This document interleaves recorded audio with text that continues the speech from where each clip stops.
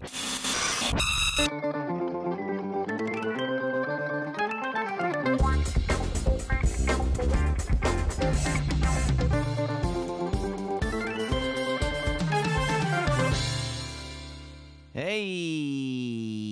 live, here we are, YouTube. Welcome, welcome, welcome. It is Sam Roberts Now, the loneliest name in late night on YouTube, and we actually are late night this time. We say that every time, and by we, I mean me, but it makes me feel better about being lonely if I say we.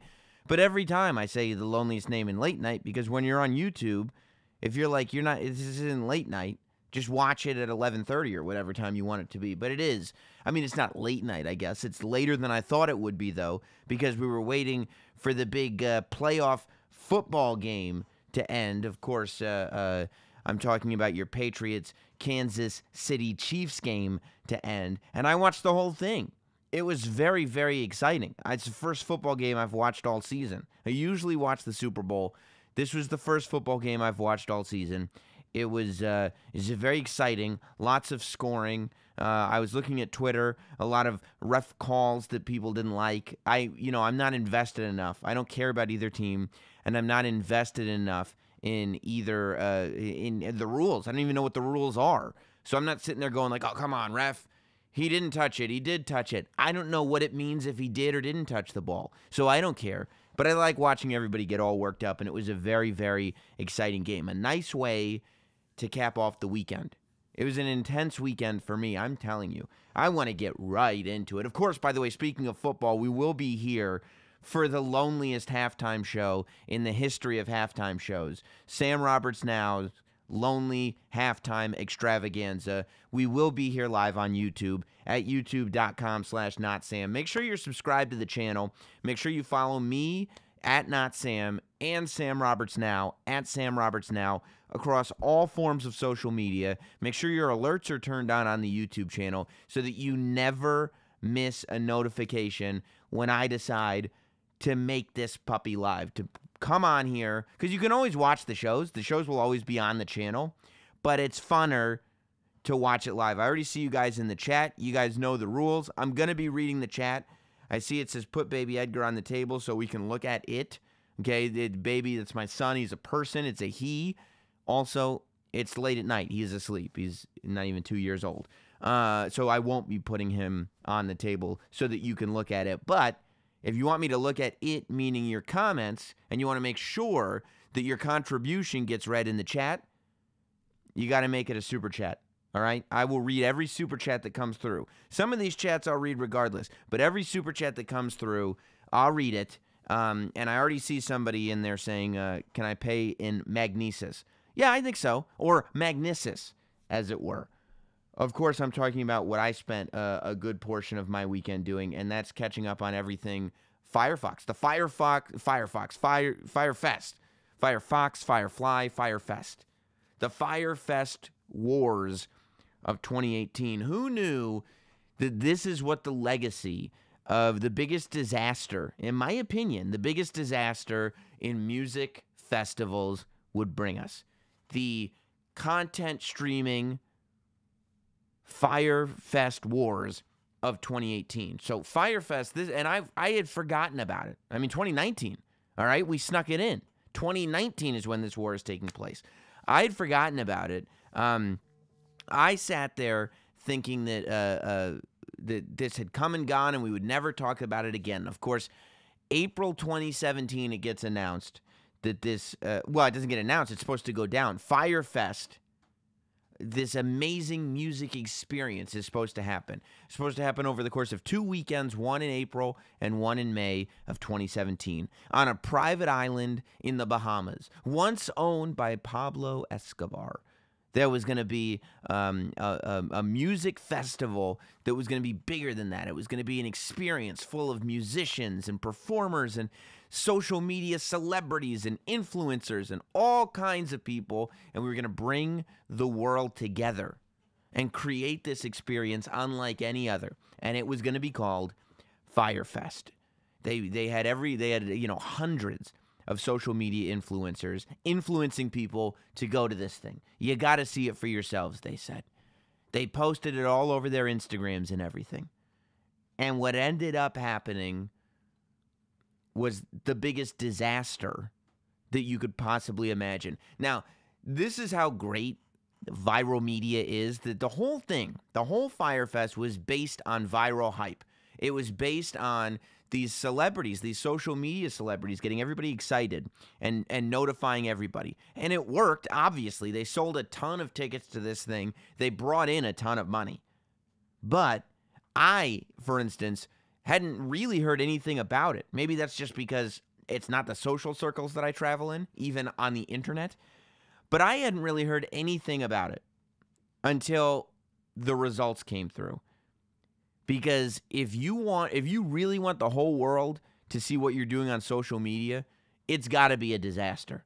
When there's something cool happening, a lot of people will tune in. When there's a disaster, everybody's tuning in, because that's exactly what happened. So people posted this.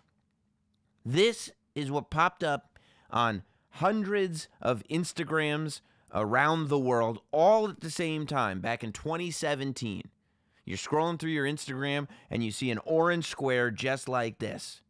And you're going, what is this? I gotta stop. I gotta find out what this is all about. There's just an orange thing on my thing. I'm scrolling through my feed, and I just see this orange block. I follow Bella Hadid, and I follow Kendall Jenner, and I follow all these people. And there's these orange blocks just hanging out on my Instagram feed. What's going on? They're not bikini chicks. They're not suggestions for what lotion I should be using. No. It's just an orange block. What happened was Fyre Fest, they paid all these people, all these big people on social media. I didn't get a check cut to me because my follower count doesn't cut the mustard as far as these influencers go. They're going for the big numbers, and boy, did they get them. They all posted these orange squares, and they said, Fyre Fest is coming, get ready. And everybody went, oh, I got to be a part of this thing. I got to be a part of this thing. Okay? They had, they started announcing bands that were going to be there. They said Good Music was going to be there. Kendall Jenner announced that Good Music, which is Kanye West's music group, was going to be there. Now, they didn't actually say Kanye West was going to be there, but Kendall Jenner is a Kardashian. Kanye West is a Kardashian. Good Music is Kanye West. People just assume, well, that means Kanye's going to be there. Major Lazer is going to be there. Blink-182 is going to be there. All these big bands are going to be there.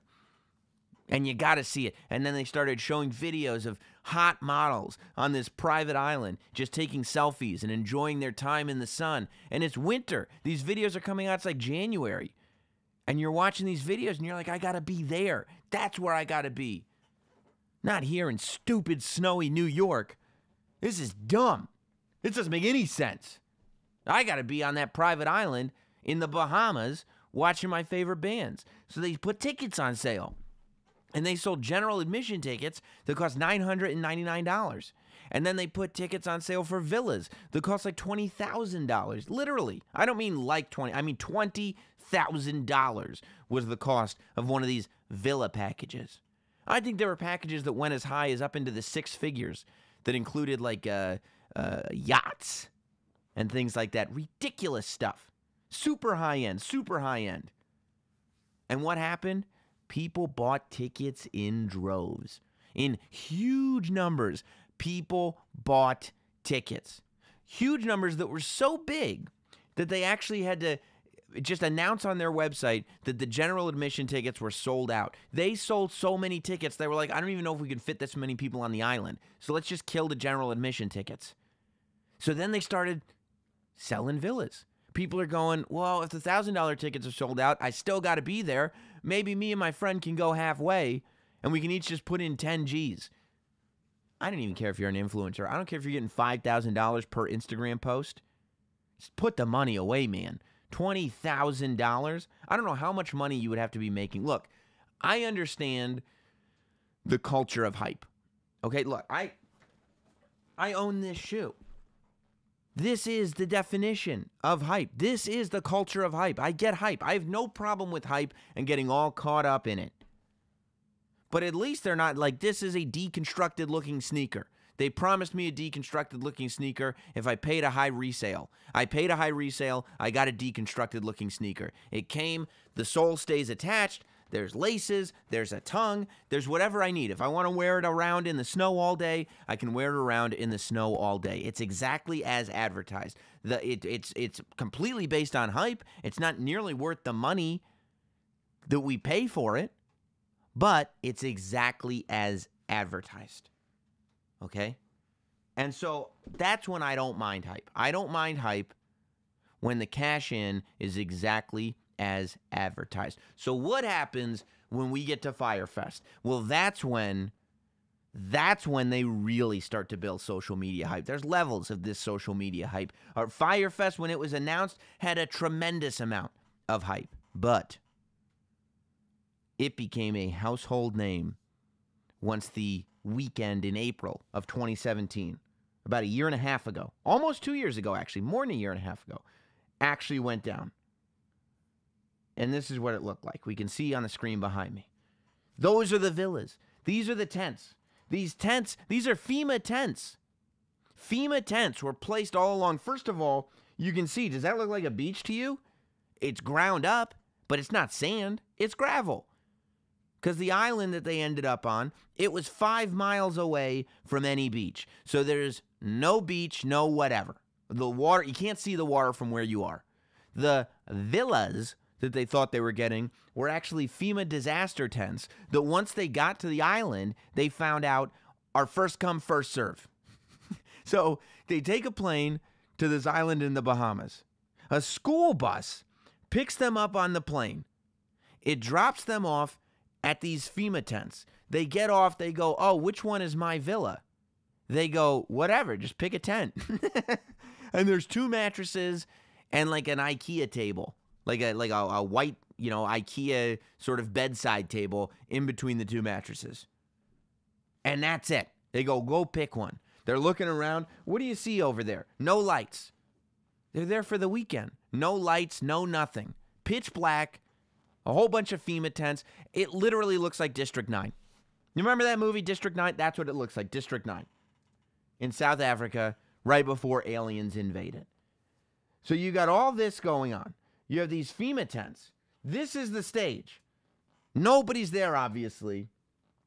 And you know why there was nobody there? Because all the bands canceled. Blink-182 didn't show up. Not one musician showed up. The airports, people got there and they turned right around trying to get back home. They turned right around trying to get back home and they couldn't get it done. And then there was this. This photo destroyed Fyre Fest forever. This is a photo of a cheese sandwich with a very meager looking salad next to it. I don't eat salad a tremendous amount. Even that salad would even upset me, okay? There's just so little nutritional content in it. There's like, it's just disgusting. And then you have 2 slices of cheese, 2 Kraft singles on a couple pieces of sandwich bread. The minimum ticket was $1,000. Maximum was 6 figures. In the middle, somewhere around $20,000. And this is the meal people are getting. Somebody was able to get some cell service in the Bahamas. They tweeted out, I'm at the Fyre Fest, and this is what I got. And instantly, when that cheese sandwich goes everywhere, if you thought that the orange block was successful on Instagram, one person tweeting out this made more impact than every influencer ever tweeting out that. That cheese sandwich told the story of what Fyre Fest actually became and actually was. Everybody started memeing about it. It became a whole thing, you see? And you see, I mean, look at that. The fence is falling down. And you can see, too, if you look around, it'd be very easy to just get drunk and fall off the ledge. It makes no sense what's going on. It's crazy. It's crazy what was going on there. Just garbage everywhere. Oh, and by the way, they're sitting there and waiting. They have no luggage. They're sitting there waiting for their luggage. It's hours. It's dark by the time a truck pulls up and brings all their luggage from the airport, and they just start throwing bags out in the middle of the campsite, going like, figure out whatever you got, it's yours. There's the mattresses. There's our man Billy, the promoter behind the whole thing, answering everybody's questions. I mean, it was insane the way it all went down. And people were going, If it weren't so dangerous, it would be funny. No, no, no, no, no. It's hilarious on all levels, okay? Anytime hype backfires, it's hilarious, especially when it's hype that's way too good to be true. You had one guy and his company putting on this fest looking like total jerks who couldn't get anything done. That's hilarious. And then you had 1,000 or thousands or hundreds or however many it was, 1,000 millennials sitting there getting all revved up because some social media influencers told them this would be the place to be. And what happens? They lose everything. It turns out the whole thing was ridiculous. Now, the whole time there were people going, hey, clearly this isn't going to happen. You can't just throw this together in 4 months. It's impossible. But they go, no, no, no, I don't think so. Bella Hadid wouldn't lie to me.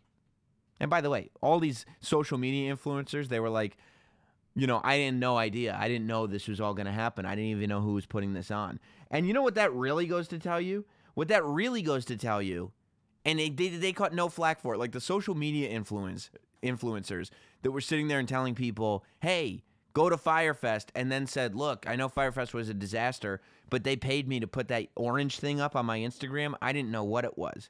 Nobody turned around and went, wait, you're an influencer that just puts random stuff up on your Instagram? Like, I'm sitting there being influenced by you, and you don't even know what you're posting.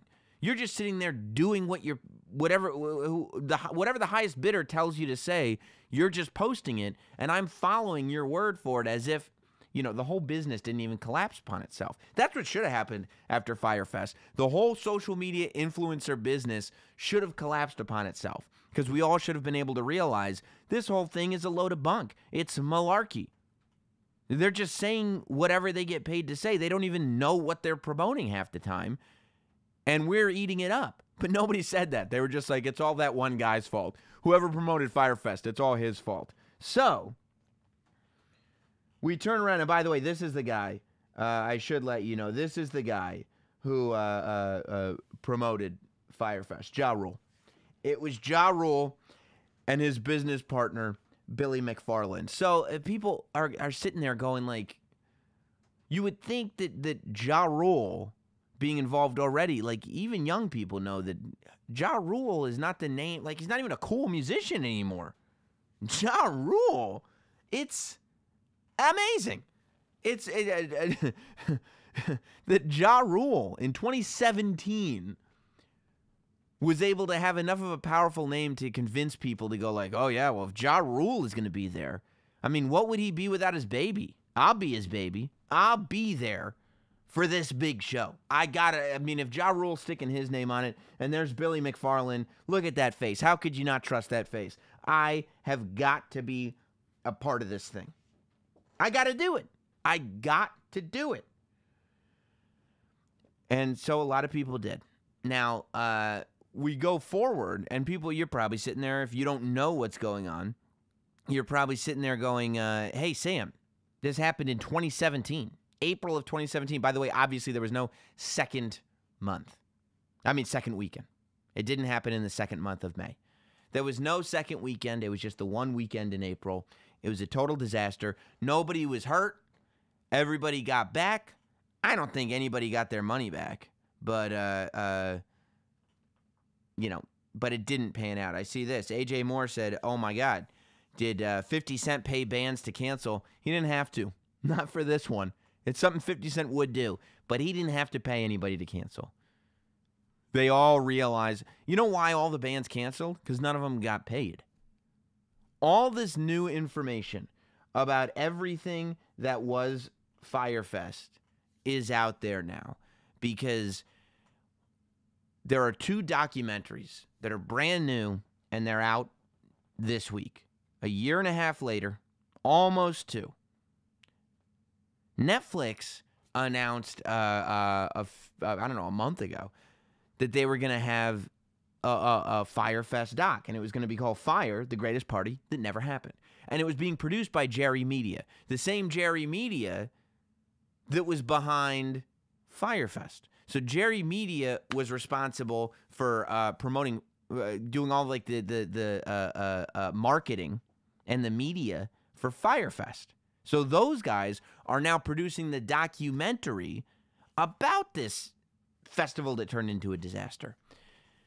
So they go, it's coming out, whatever it was, Friday, what was 2 days ago? Friday the 18th, Netflix says. Friday the 18th. Ooh, scary.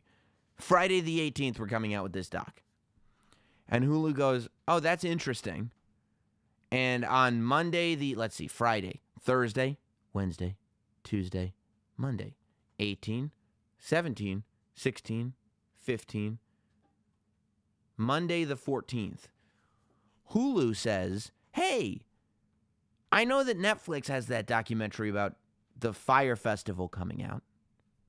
I was thinking that we should do one too. And Netflix doesn't have an interview with Billy McFarland, the guy who promoted it and created this whole thing. Netflix doesn't have an interview with him in theirs. So we'll get one in ours.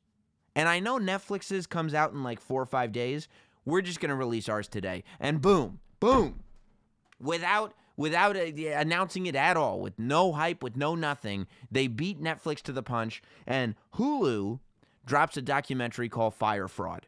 Now, Fyre Fraud makes a lot of people in Fyre, the greatest party that never happened, look bad. I'm going to tell you why both of these documentaries are necessary. The Netflix documentary, I would probably watch the Netflix documentary first between the two of them. They're both amazing. The Netflix documentary tells more of the story of the disaster of the festival itself. That's where they concentrate. And because the same group that did all like the social media marketing for Fyre Fest are the ones that produced the Netflix doc, they've got a ton of footage that otherwise no way would be available. So they've got like staff meetings, they've got stuff that happened after, they've got everything, all this footage that you wouldn't think would be available. As a matter of fact, like I was sitting there going, why on earth would you want Ja Rule to be a business partner to you? And then I saw this clip. This is from the Netflix documentary. Everything has become a complete disaster. The Fyre Fest is over. No band showed up. No villas. No nothing. Nothing went right at all. And so there's this phone meeting. They do it over a phone, over Skype, over whatever, GoTo meeting, however they do it. And they have this meeting about how they can improve what they did and how they can, where they go from here. And they've all got their heads down. They're all like, we screwed up. And Ja Rule is the only one who's positive. Listen to this. There's a lot of smart people on this fucking phone call, man. Let's think of how to dig ourselves out of this shit, man. We didn't kill anybody. Right. Nobody got hurt. Right. We made a mistake. Right. We'll get past it. Right. I mean, granted, nobody died. I love that. We made a mistake. We'll get past it. That thing that we said we were going to do, we didn't do it. The entire basis of our operation, every part of what we promised, we did not deliver on. That's called a mistake. We're going to do better. Don't even worry about it. And then this guy, this negative Nancy shows up, and he sits there as if, you know, Fyre is in all the trouble in the world. Ooh, this is the guy I don't want around me. But we did flat out lie to the public about what we're giving them. Oh. I mean, that's fraud. Like, and that's not okay, like, as a company operates. That's not fraud. That's not fraud. No. That is, I would call that false advertising. Right. Isn't that great? Don't you wish you had somebody more like Ja Rule in your life? That's not fraud. No. That's not fraud. That is false advertising. Maybe. He's sitting there. Ja Rule is not ready to throw the towel in. Everybody else in their right mind would be. Not Ja Rule, though. Not Ja Rule. Wet Gillard says, I agree with Ja Rule. But what he said right after was so ridiculous. It was fraud. Look, I don't know. Okay? I don't know all the answers. All I know is Ja Rule was there. And he said it's not fraud. It's maybe false advertising. You know? Now, I was always under the working assumption that false advertising would be considered, well, fraud is what I would consider false advertising to be. But I haven't made the money in my life that Ja Rule has, okay? I didn't perform for Murder Inc. That was a huge record label, okay? I don't have any hits with Ashanti. I don't have any of that. Ja Rule, this is not his first rodeo, especially with this Billy McFarland. So what we learn is, before Fyre Fest was a thing, Billy McFarland somehow found inexpensive metal. He got a big sheet of metal from China, and he cut it into cards, and he made what's called the Magnesis card, and he was partnered with Ja Rule. Now, Ja went on Fox Business News and explained that the reason that he is a part of Magnesis is because when you bird the affluent with the less fortunate, you make a baby called hip-hop. And so the Magnesis card made sense to me. The lady at Fox Business, she did not understand a word that Ja Rule was saying. As I repeat it, it doesn't make a lick of sense, but that's probably in my delivery. That couldn't be in Ja.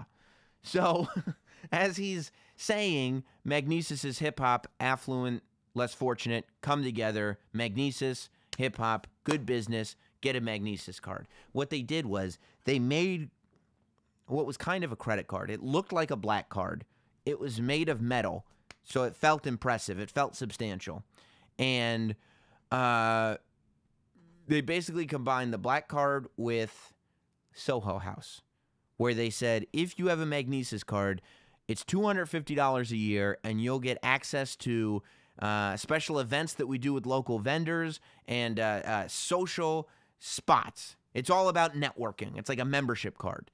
Now, people pretty quickly realized that this was a scam, too. There was nothing to any of this. It didn't work out. But Ja and Billy they took their part, they maintained their partnership, which obviously, if you got a soldier as loyal as Ja, who's sitting there being like, it's not fraud, it's false advertising, that's totally different. You know, I'd stick with that guy, too.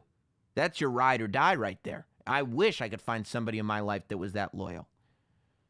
But then they get together and they do this Fyre Fest thing. And I'm telling you, everybody that was around Billy was very, very loyal to him. Very, very loyal to him. Andy King. This guy is old. Billy McFarland is in like his late 20s at this point. He's not even 30 years old, I don't think. And he's got Ja ready to ride or die for him. He's got all these people who, by the way, in both documentaries, everybody involved is throwing Billy under the bus as if they all didn't know exactly what was going to happen. I love this idea that Billy McFarland is guilty and only Billy McFarland is guilty. No. Everybody that planned Fyre Fest knew that this was going to be the disaster it became, and you guys all stayed on board regardless. I do give them props for their loyalty, though. Ja Rule, it's not fraud, it's false advertising. Wait till you hear this guy, Andy King. Andy King shows up. He's been in the business for decades, right? And he's ready to do whatever Billy needs him to do. And he explained that. This is, again, from the Netflix documentary. It's called Fyre, the Greatest Party That Never Happened. This guy's a gem. Pure gem. Let me tell you something. We had 4 containers filled, 4 18-wheeler trucks filled with Evian water. Customs had said to Billy and the gang, you need to pay us $175,000 in cash today for us to release the water. That doesn't seem fair right away. So I'm sitting there going like, oh, okay. So I guess the point of this story is that they did have proper supplies for people, but Customs was being kind of difficult. I was wrong. That's not where this story goes. I went down. Well, Billy called me.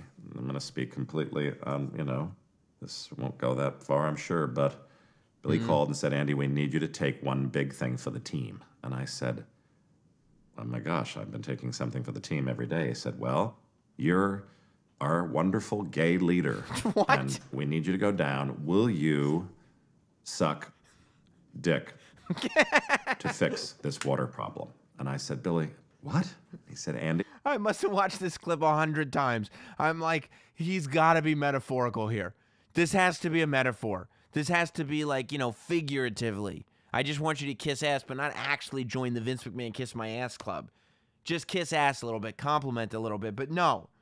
Listen to Andy King is his name. And you can there's no way that this is metaphor or exaggeration. This is real life. This is real life. This man was asked to perform oral sex on a person from customs just so they could get some bottled water for the wonderful social media influenced people.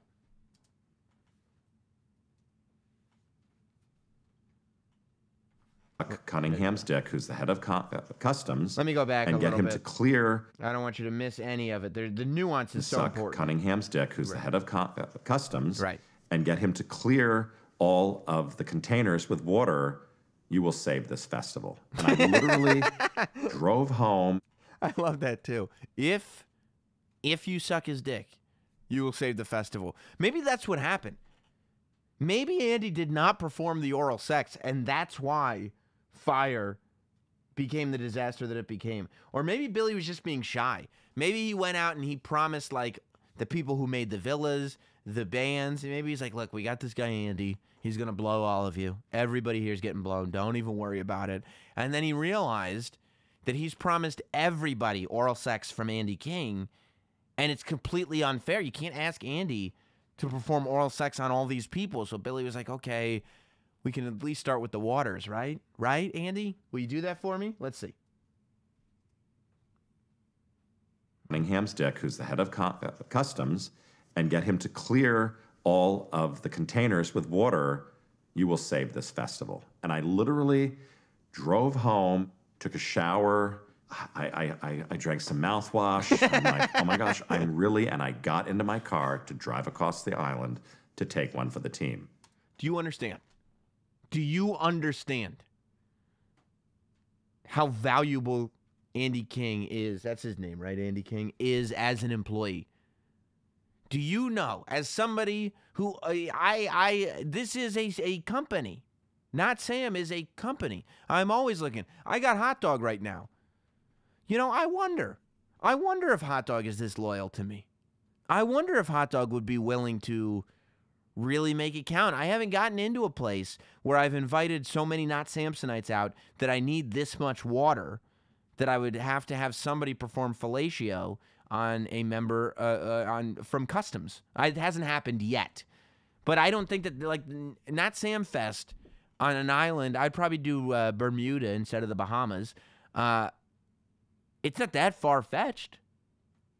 You know, depending on how this Not Sam Network, depending on how Sam Roberts Now goes, depending on how all this goes, it's not that far-fetched. This is a soldier. You got Ja Rule, who's pretending that he doesn't know the difference between fraud and false advertising. You got this guy who not only is he ready at Billy's request to perform fellatio on a member of Customs, but he takes a shower and uses mouthwash before he does it. He's not going in there and being like half-assed about it. He's not being passive-aggressive about it. He's ready to perform, okay? Minty fresh. Probably put deodorant on too. You know, a lot of guys, if they were forced into doing something like this or like pushed into doing it or like, fine, I'll do it for you. I'll do it for the business, but I'm not showering. I'm showing up with stank breath. I'm eating garlic before I go. I'm not even going to wipe, you know, but not Andy King. Andy King is like, no, this all counts. I want to represent Billy. I want to represent fire. I want to bring the fire, and I'm going to use some mouthwash, and I'm going to shower, and I'm going to get us our damn water back.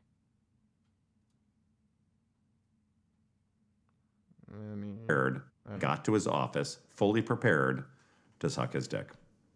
And he did it. Now, he says later in the doc that he did not actually perform the act. He does confess that he did not end up performing the act, that they just said, like, okay, well, if you pay us before you pay anybody else after the festival, you can just have the water. Which leads me to believe that, you know, maybe Billy didn't read the situation right. If you go to Customs and you're like, look, I'm here to suck your dick, and they're like, whoa, we just want to make sure we get paid. Then it's like, oh, all right, well, I wish Billy had asked some follow-up questions then. This is very uncomfortable. So you get gems like that in the Netflix Fire doc, which is that's really what my takeaway from the Netflix doc was, that Billy had an amazingly loyal team around him. That Billy may have scammed a lot of people out of a lot of money, maybe, but boy, can this guy build a team. Boy, can this guy build a team. Hector says, Sam, what type of mouthwash do you gargle with? I'm not going to give you any fodder for your fantasies, okay? Point is, Billy McFarland can build some loyal soldiers around him, and that is a skill set. That is a skill set we should all have, because clearly having somebody like Andy King in your camp is very, very valuable, especially when you hear him talk. Now, the strength of Hulu's documentary, oh boy, somebody just fell down. Andy, get down there. The strength of Hulu's documentary is that it kind of exposes everybody involved as being incredibly flawed, right? Hulu decided to pay Billy McFarland, the founder of all this stuff, 6 figures, apparently, I've read, to do an interview for this documentary that other people were not willing to pay him.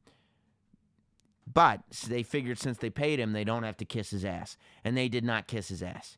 They made Billy look bad, but they also then interviewed everybody else that was working with Billy. And even though they were all trying to just blame him, Hulu kind of turned around and made it clear that everybody involved is to blame for ripping people off, because that's how people felt after they left this Fyre Fest. But listen to Billy talk. This is Billy from the Hulu documentary. The Hulu documentary is called Fyre Fraud.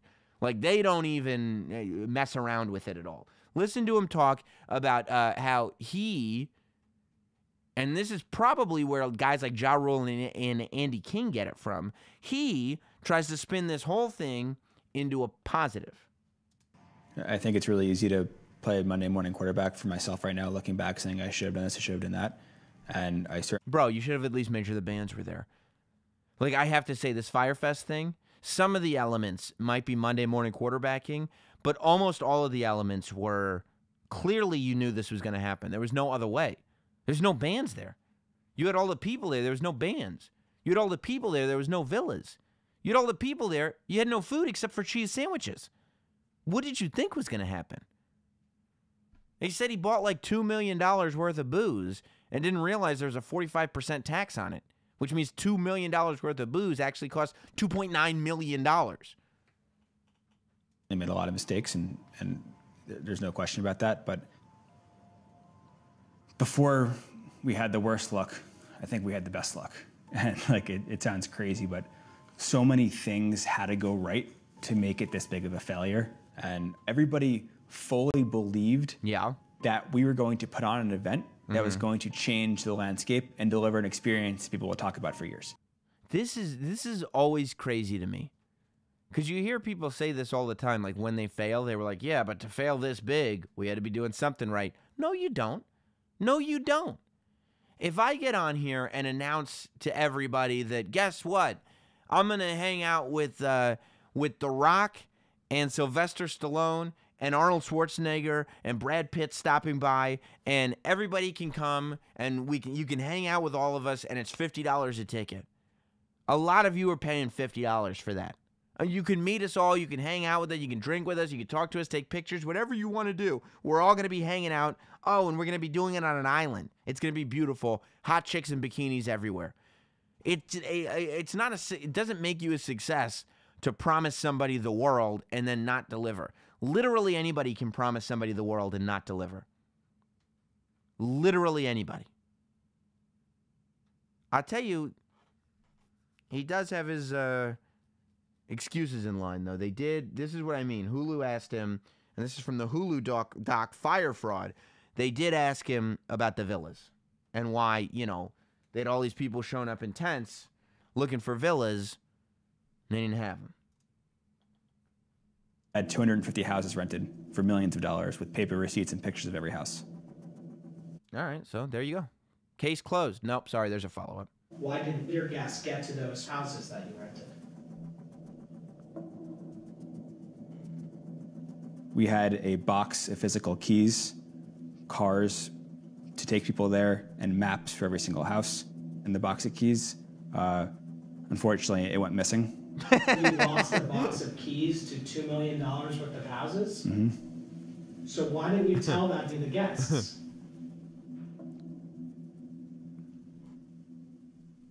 That question goes unanswered, unfortunately. We do not get a sufficient answer on why we didn't tell the guests that the keys to the villas are lost. The villas are there, so we didn't screw up, but we don't know where the keys are, so in the meantime, pick a tent. What can I tell you? Pick a tent. Billy, I thought that there was pick a tent. Billy, there's only cheese sandwiches here, and I thought, pick a tent. Billy, there's no bands on stage. Pick a tent. I can't find. What do you want? I put all the keys in a box. The box is gone. What do you want from me? What do you want from me? You would think to watch something fail this colossally, there would be people that would be there to say, yeah, I screwed up. Yep, this one's on me. I messed this up. But nowhere in the docs, neither one of the docs, does anybody take responsibility. You have Billy, who's sitting here saying, we lost a whole bunch of keys. This thing screwed me. Billy got screwed over. Every turn, Billy got screwed over. It's not Billy's fault. He got screwed over. Everybody that was with Billy, all the people that were working with him, the marketers that were working with him, the talent bookers that were working with him, the people on the island that were working with him, everybody, the Andy Kings of the world, the Ja Rules of the world, everybody who with half a brain would know that there's no way we can make this happen. I mean, they laid it out. They started selling tickets before they actually had an island to put the people on. At that point, you know this isn't going to work out. But they all say, well, you know, with events, things happen and it's hectic until the last minute and we just think it would all work out. You knew it wasn't going to work out, but you were getting paid. So all the people that should be taking some responsibility, not all of it, but some of the responsibility as well by saying, look, I did help put this thing together and I knew it was going to be a disaster. That sentiment is never uttered either because all those people are just blaming Billy, who's not taking any of the blame himself. Then all the Instagrammers, all the social media people that got influenced. By the way, I haven't met one person that knows anybody that actually went to this thing as a fan. I know a photographer that knows other photographers that went. I know I'm at least 1 degree away from people that were on that island. But I don't know anybody who knows anybody who actually paid for a ticket to go to this thing. But all the people that did, all the influencers that influenced people. First of all the influencers that put that orange square up, they're not sitting there going, you know what? I should really know as an influencer, because that's like people who are social media influencers will say, I'm an influencer, without shame, without even irony. They'll just be like, yeah, that's what I do. I influence people. If your job is to influence people, you should know what you're influencing them to do. That's not crazy. But throughout both of these documentaries, none of the influencers are saying, yeah, I should have known. I should not have influenced people to do something that they didn't know what it was. Instead, they said, well, Billy sold me on a bill of goods. I didn't know. I didn't know it was too good to be true. You took the money and you didn't ask any questions, right? I'm not saying that these people are 100% responsible, but a little bit of being like, you know what? I screwed up. I learned a lesson here. I'm not going to do that again. We don't hear that from the influencers. Instead, we just hear a bunch of influencers sitting in front of a camera going, well, you know, my brand is all about just being positive and kind of personal wellness. And what are we talking about here? What the hell are you talking about? So none of them are saying it. And all the people that paid money, all the people that quote unquote got duped, that paid money, they paid a ton of money to go to this music festival that they did no research into. They paid all that money. They did no research into exactly what they were buying. They just got swept away in the hype. None of them can sit there and go, you know what? I fell for there's two cardinal sins here that I fell for: vanity and gluttony. I wanted to go to Firefest to make my friends jealous. That's vanity. Envy, I guess, is a third. Well, no, to feel envy. Nah, you're trying. Nah, that doesn't count. Vanity. I wanted people to look at me and be jealous of me. I wanted to look cool. It was a vain thing to do. And I wanted to just consume it all. I wanted it all for me. For me. Vanity and gluttony. Nobody who paid money to go to this thing, they're all saying they got ripped off. Nobody's sitting there going, you know what? I got swept up in some of the worst parts of civilization, some of the evils of social media. And I got to stop. I got to stop being duped by anything that a social media influencer tells me to do. They haven't learned a lesson either. By the end of the thing, you find out that Billy McFarland, who put the whole thing together, is in jail for 6 years for wire fraud and other crimes. Ja Rule is currently trying to figure out another musical festival to put on. Billy McFarland, by the way, while he was out on bail from his first charge, started selling tickets through a company to events that didn't even have tickets. Victoria's Secret fashion show. The Met Gala. These things don't have tickets. He was selling tickets to it. There's no tickets. So he went to jail for it. When Billy McFarland gets out of jail, he's just going to go right back to starting up whatever the next quote-unquote scam is, alleged scam is. Ja Rule is going to do exactly what Ja Rule does, which is talk his way through whatever. Social media influencers are going to continue to just post whatever they get paid to post. And all the social media influenced are going to continue to just get wrapped up in the hype and do whatever it is they're told to do. Nobody. It is the most amazing thing. There are 2 documentaries about it. It is kicked off the 2019 streaming wars. It's Hulu versus Netflix, Fire Festival doc versus Fire Festival doc. And nobody involved is going to learn anything from any of it. However, it's the most entertaining thing you're going to see in a long time. Watch both documentaries. They're amazing.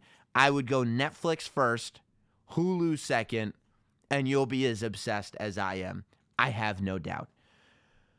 Okay, let's see. Dana says, talk about how he never paid the workers and the woman who lost $50,000 because she had to feed the staff. Yeah, the Islanders I feel bad for.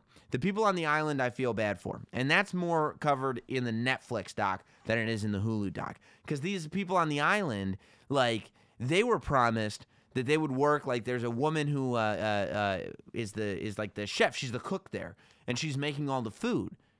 So she's got to feed the staff. And she's paying out of her own pocket, but she never gets reimbursed for any of it. And furthermore, so she doesn't have 50 grand to lose, but now she's lost it. And all of them, she was doing stuff like that and spending her own $50,000 and being loyal to the company because she was told, and all the workers were told, that Firefest was going to be something that happens every year for the next 5 years. So anybody that is really good this year is going to get a contract for 5 years of work. And so she's psyched.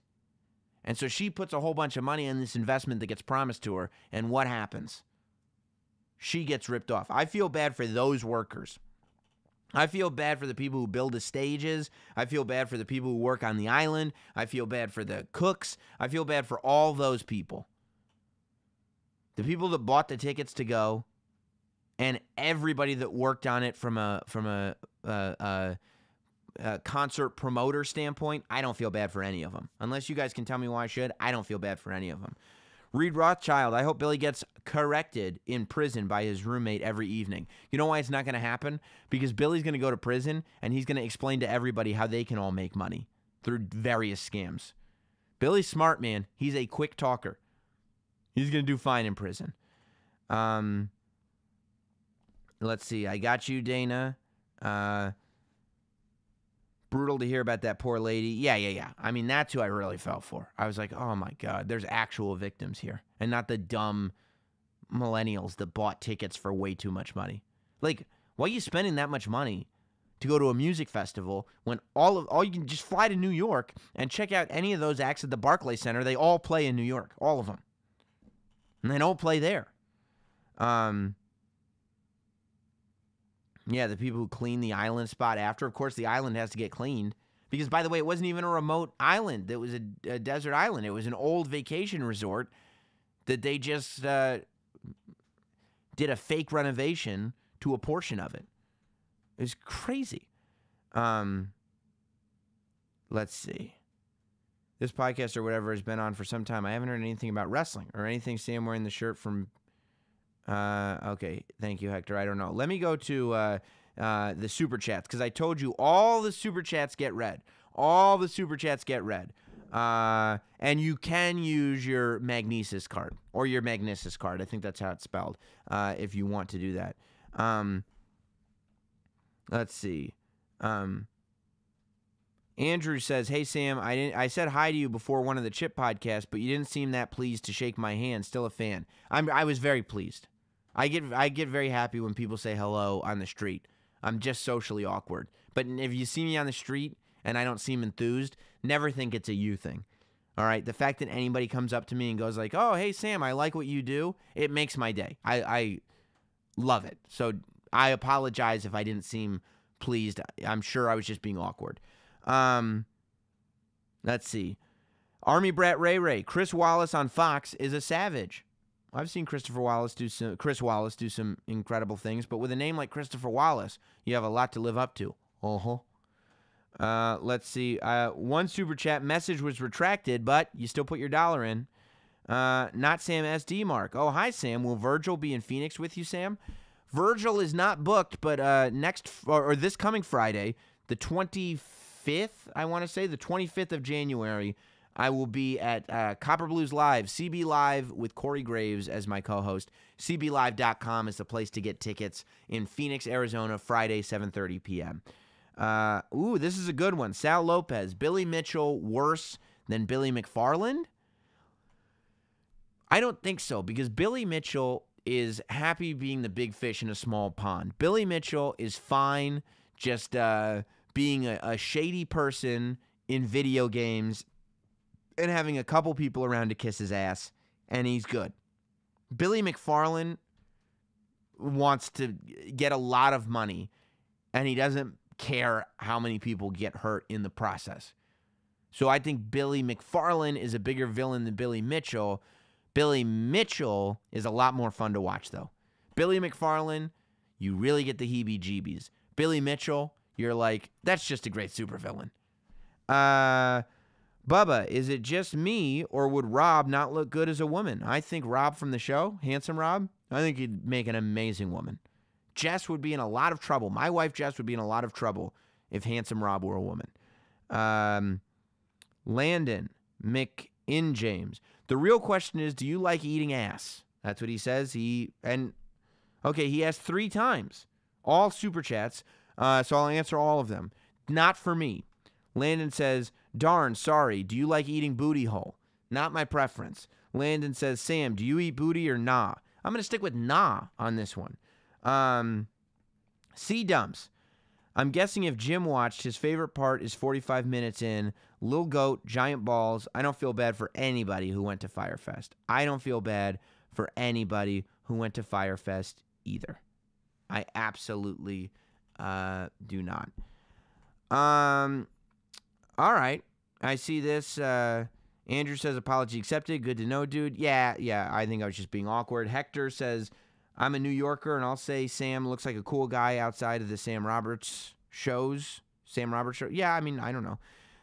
Lee Bentz says he's great in person. I caught him walking into Caroline's. What's up, Sam? And he stopped and said hello and said he would see us inside. Yeah, I mean, I don't know. Charlene, I'm a little excited to watch The Mooch on Celebrity Big Brother. I'm going to tell you. And Reed Rothschild says, Billy Mitchell is a lot like the abortion issue. Always controversial.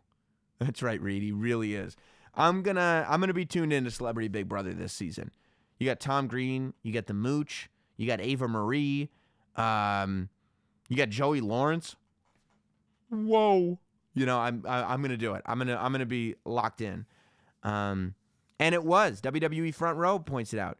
Fun seeing Ron Funches on the documentary. Ron Funches was used on the Netflix, I think, documentary, citing why we shouldn't feel bad for people who went to Fyre Festival.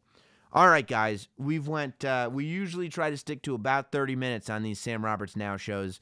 We went much longer than that, but there's a whole lot to talk about. And quite frankly, we only scratched the surface. Like I said, if you got tomorrow off, spend it tonight, stay up late, or tomorrow, watch the Netflix Fyre Fest documentary and then the Hulu Fyre Fest documentary. And then I'm sure we're going to talk about it more on the radio, Sam Roberts and Jim Norton, or Jim Norton and Sam Roberts, as it were. Sirius XM every morning, starting at 7 a.m. Eastern, Sirius XM channel 103. Oh, Zachary, you're in on time. Super chat. You need Who Kid to take you and see a barber in Harlem. I have never found a good barber. That's why my hair always looks a mess. I just don't trust any of these barbers. I get little shape-ups every now and then, but they're not the right shape. All right, guys. Appreciate you all very much for tuning in. I want you to don't forget. I'm sure we'll be back. Well, I don't know if we'll be back before the Super Bowl. I would hope that there will be another Sam Roberts Now before the Super Bowl. But if there isn't, we will be back here live as soon as halftime begins for the loneliest halftime show in the world. Dallas Lama says, "Get to bed so I can listen in 8 hours." Okay, I see the trailer, blah, blah, blah. Slobby's World is awesome, too. Yes, Lee, I've been watching Slobby's World. It's just good, brainless entertainment. I put it on. The guy's trying to get people to sell him T-shirts for $10 so he can sell them for $250. Nobody's mad at Slobby for it. Slobby's friend comes in. He goes, hey, I got this T-shirt. Slobby goes, I can give you like $8 for it. And the guy goes, okay. And then Slobby's like, oh, it's great.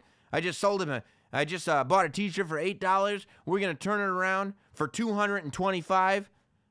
That's about a $200 and whatever profit. I'm going like, why wouldn't you give your buddy more than $8 if you're going to make that much off the T-shirt? But good for him. Thank you, everybody, for being here on Sam Roberts Now. We will see you next time that we're live. Remember, I got 5 styluses. You might as well use them. We'll see you next time. Goodbye, everybody.